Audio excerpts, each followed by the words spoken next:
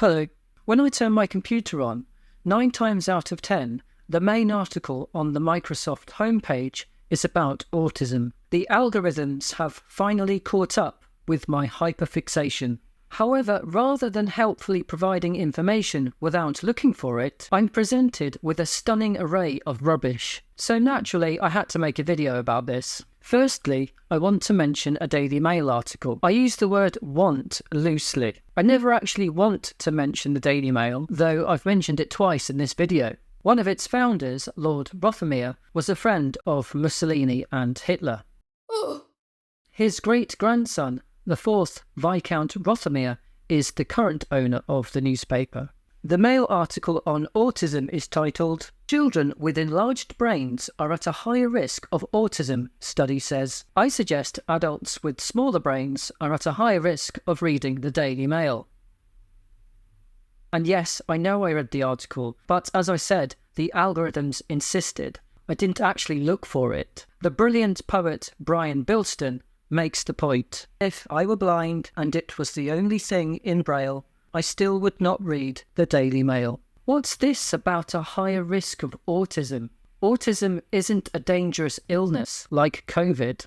The Daily Mail article repeats the following statement that I've read 1,000 times elsewhere. Autism is characterised by problems with social communication and interaction, difficulty expressing oneself, and repetitive behaviours and interests. I don't have a problem expressing my opinion about the Daily Mail.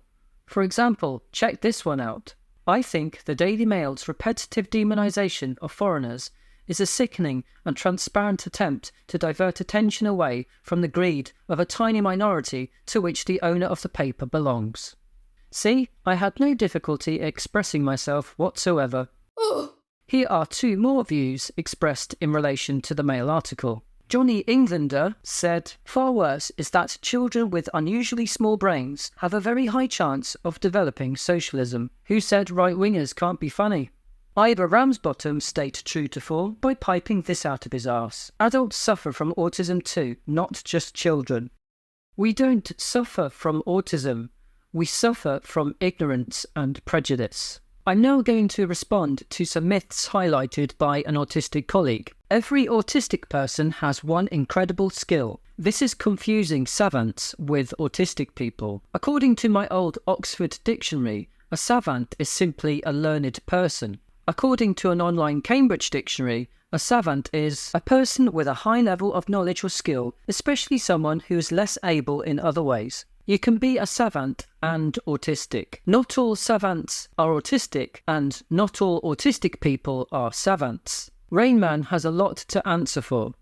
One for another video, I think. Everyone is a bit autistic. What does that even mean?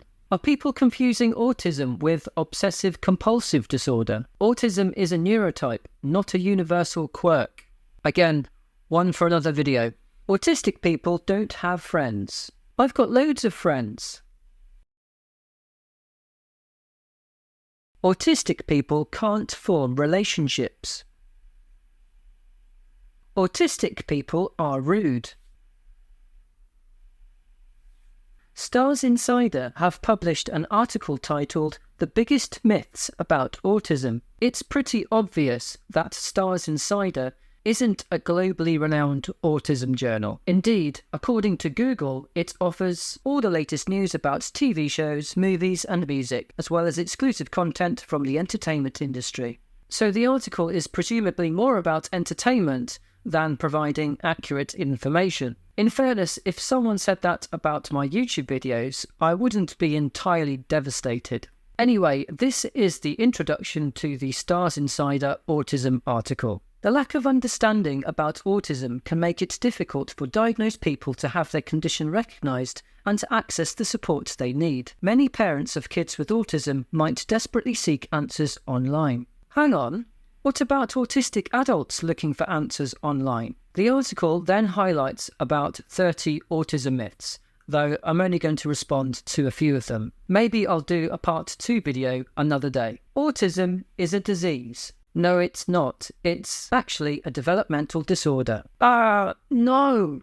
The National Autistic Society states that most autistic people do not view autism as a disorder and consider the medical terminology to be pathologizing.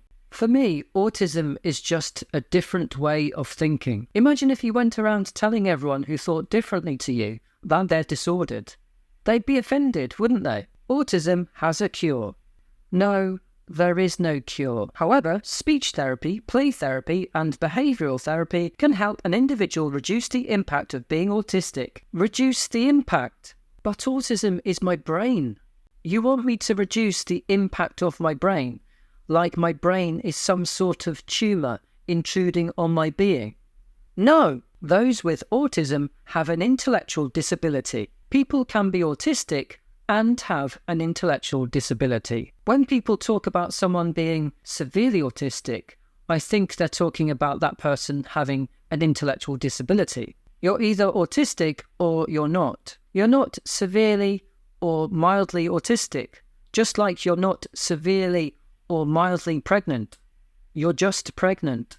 Individuals with autism don't feel emotions.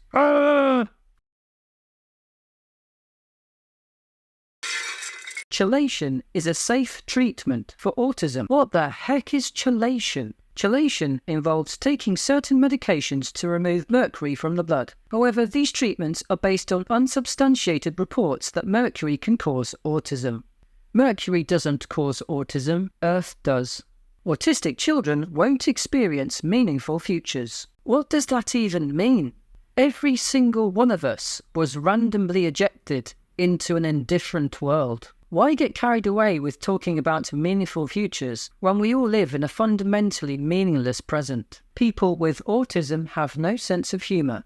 See my previous comment. Individuals with autism don't feel love. Some people with autism may express their feelings in less obvious ways. Indeed, such as making YouTube videos about autism.